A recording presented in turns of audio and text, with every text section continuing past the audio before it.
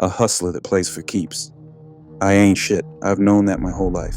That's probably why God tried to kill me while I was still in my mother's womb, wrapping the umbilical cord around my neck and strangling me with it. But I learned to be a survivor before I took my first breath, and I made it through. My mama took one look at me and named me MacArthur Douglas, naming me after the famous general Douglas MacArthur. Of course, my mama fucked that up, got the name backwards. If only that was the greatest of her fuck-ups, maybe I would have had a normal life. And before I got to feel the warmth of my mama's bosom or taste the milk that was especially made for me, the guards at Bedford Hills Penitentiary took me away, and I never saw her again. She died 2 years later, stabbed to death in the showers before she could complete her sentence for drug possession. I never knew who my father was. It wasn't on the birth certificate, and apparently nobody in my family gave a shit to find out. But why would they? They didn't give a shit about me either. I was passed around from house to house growing up like a blunt of weed on a Saturday night. Imagine seeing somebody roll their eyes or sucking their teeth when they were told they had to take you. It didn't matter if it was an uncle or an aunt, that was the reaction I got every time I showed up at one of my relatives' houses. I felt like a suppository around a bunch of clenched assholes. I was either getting hit or fondled depending on their mood. I was skinny as hell because the only thing I ate was what they didn't want. They would call me little bastard so much I thought it was my name. Shocked the hell out of the kindergarten teacher when I told her my name was Little Bastard on my first day of school. The first 15 years of my life was pure hell. It wasn't until I moved to Los Angeles and stayed with my Aunt Ernestine in her rat-infested house on Compton Avenue that things began to change.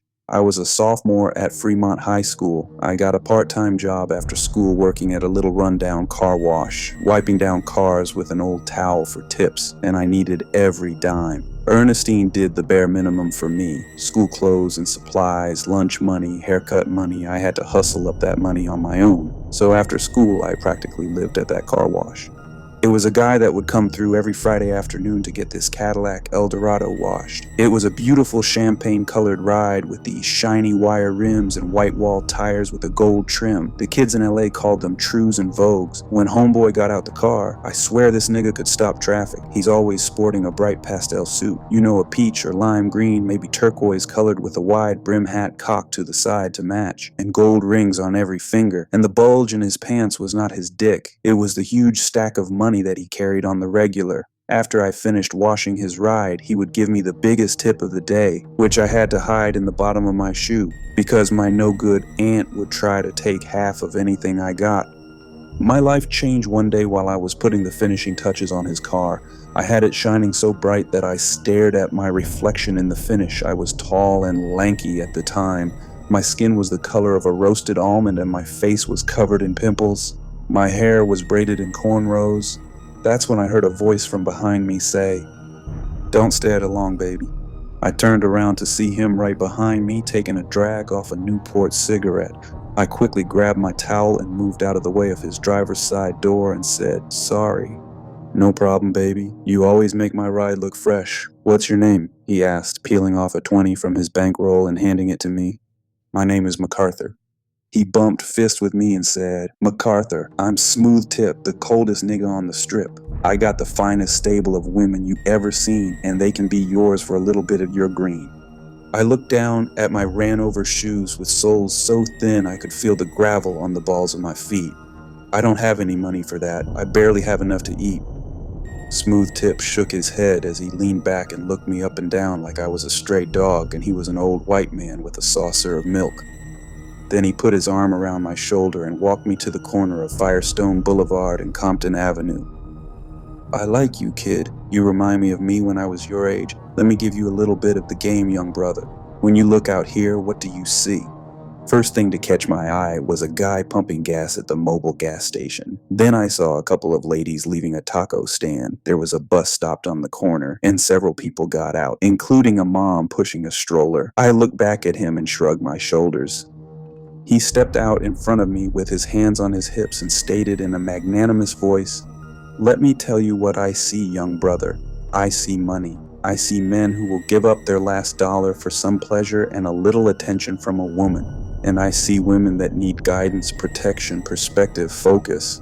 I can help both of them out while making a lot of money," he said as he turned and locked eyes with me. You see, I'm a pimp, and this whole system is a world of pimps and hoes. People like me, presidents, senators, CEOs, the real pimps that tell people what to do and how to do it, and they make all the money and call all the shots. And then there's the hoes, they follow us and do what they're told like sheep. Everybody is born into the system being a hoe, but only in America can you become a pimp, baby. So you gotta ask yourself, do you want to be a pimp, a leader, and make the real money, or do you want to follow and get whatever is left over? I've been getting what's left over my whole life. For me, the answer was simple as I replied, I'm tired of being a hoe. I want to be a pimp. Smooth Tip smiled at me as he said, stick with me. I'ma have to put you up on game, baby. But first thing first, we got to do something about your name. Ain't nobody following a nigga named MacArthur nowhere, he joked as he stood back and looked me over. It was as if he was picturing what I could be in the future, like if you saw some beat-up old car and your mind pictured what it would look like with a new paint job and some rims. Then he looked at his car and back at me, back and forth until he finally revealed, you like my Cadillac so much, that's what I'm gonna call you. Cadillac Mac, he said proudly with his arms stretched out to the heavens. Cadillac Mac in the motherfucking house. I smiled and felt a sense of pride for the first time in my life. Somebody saw me as more than some ugly-looking bastard child. Smooth Tip believed in me, and that meant the world to me. But then it hit me. I had a problem as I said, don't pimps sleep with women? Aren't they good in bed? Never been with a woman before. Smooth Tip smiled as he said, getting a woman and keeping her has never been about being the best lover. If that were the case, the first nigga that came along with a bigger dick and can fuck better will take your woman. No, my friend, you have to capture what's between her ears, not her legs. Matter of fact, the less you sleep with them, the better. Confused, I said, I don't understand. Smooth Tip's expression got serious as he looked me dead in the eye and said, when I was in the army, my drill sergeant told me we're gonna break you down, mind, body, and soul, and then build you up proper. And that's what you're gonna do with these women. You're going to put her in a position where she needs you, wants you, loves you, worships you. You will be that light that shines on all the dark places in her life. You are going to become like a god to her, baby. And think about it. Can you touch God? Can you get an audience with him anytime you want? Hell no. Having access to your dick is a privilege. Your love, your sex, your affection will be withheld until she obeys every word that you say. And that's when you know you got your hooks in that bitch. He turned around and pointed to this fine black lady with pink hair sitting on the bench with her legs crossed. She had come with Smooth and was sitting patiently while we washed his car. Smooth Tip leaned closer to me and said, that's my girl Pinky. Last year, Pinky was laid up in the hospital with her parents by her side while on dialysis because of a kidney infection. And she was trying to push her family and them doctors out of the way because she wanted to get out there and get me my money. That's how down for me she is. Wow, I said in astonishment, soaking up every word. Smooth took me over to Pinky and said, hook my man up and be gentle. It's his first time. Pinky pulled me into the back of Smooth's Cadillac so casually, like she's done this thousands of times. No soft music to get me in the mood, just the sound of car engines and noisy vacuums in the background. My heart started racing as she unzipped my pants and pulled out my dick. She pulled the gum out of her mouth and wrapped her lips around it just long enough for me to get hard. Then she put the gum back in her mouth and mounted me like a jockey on a prized thoroughbred horse and proceeded to fuck the hell out of me right in the parking lot of Jimmy's car wash. This was my first introduction to lovemaking. 3 minutes inside a pussy that could melt butter, and I came out of that back seat feeling like a man. After that, Smooth schooled me on the ABCs of being a pimp, and I'll never forget the first lesson. Smooth said, the power in any relationship lies with the person who cares the least, so never get caught up in your feelings and you'll always have the upper hand. As I thought about it, it made perfect sense to me. Nobody in my family gave a damn about me, and they had all the power over my life. That's all I needed to hear. I soaked his words up like a sponge. I got a new lesson every Friday when he brought his car in to be washed. Smooth even hooked me up with a new outfit to get me started. He was like the father I never had. One of those Fridays, as I was walking home, I saw a black girl getting chased by a waiter from some dive. He cornered her in a dead-end alley and pushed her against the wall. He had a hand full of her shirt, nose to nose with her, yelling at the top of his voice. I sprinted over, shoved his ass as hard as I could into some trash cans. "This bitch tried to run out on a tab. She owes me $12, the waiter shouted as he fought with the cans to get to his feet. I made myself bigger by poking my chest out and clenching my fist while mean-mugging the little thin white man. He stumbled to his feet, gave a dismissive wave, and slithered away. I turned toward the girl. She reminded me of the typical girl who comes to Los Angeles. She had a southern accent and soft eyes, like her dreams of becoming a star were crushed. And now, she's in survival mode. Even though she looked rough, like she's been on the streets for a minute, I could tell that if she cleaned herself up, she was cute. I helped her to her feet as I asked, "You okay, baby?" Her eyes watered as she hugged me. "Thank you. That's the nicest thing anybody has done for me since I came to this town." I didn't know if I should hug her back or not, so I just stood there until she released me. Then I said, "You don't have to worry about that guy. He's not going to mess with you no more." She pushed out a breath and picked up a duffel bag that had fell off during the struggle. "Where are you heading? I can walk you there." She looked around before bowing her head in shame and saying, "To the shelter on Florence." "Why don't I walk you there?" I said as I grabbed her bag and we started walking. Then I asked, "What's your name?" "Sophia, but my friends call me Peaches," she said with a smile. One of the many lessons Smooth taught me was never compliment a woman below the waist. So as I looked into her eyes, I said, "You ever heard of electric waves?" "No," Peaches replied, shaking her head. "Well, when there's a full moon over the ocean and it's late at night, it creates these large tides that reflect the moonlight off the ripples of the waves. It looks like electricity flowing through the water. It's beautiful when you're sitting on the beach and the waves are crashing against the coast. That's what your eyes reminded me of when I look into them." It was like I was watching the sunrise in her eyes. That's how much she lit up and smiled when I spoke those words to her. And just like that, she was putty in my hands. By the time we reached that shelter, she was ready to follow anywhere I wanted to lead her. Peaches became what Smooth Tip called my bottom bitch. She was my first, most loyal, and most trusted woman. Peaches was my right hand. She helped me recruit and keep the girls in line. With Peaches by my side, over the next 10 years, I had a massive stable of Los Angeles' finest women.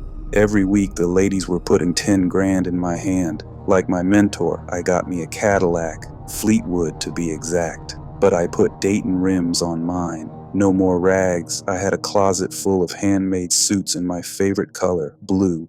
Alligator shoes were on my feet, and gold covering all my fingers. I was the motherfucking man.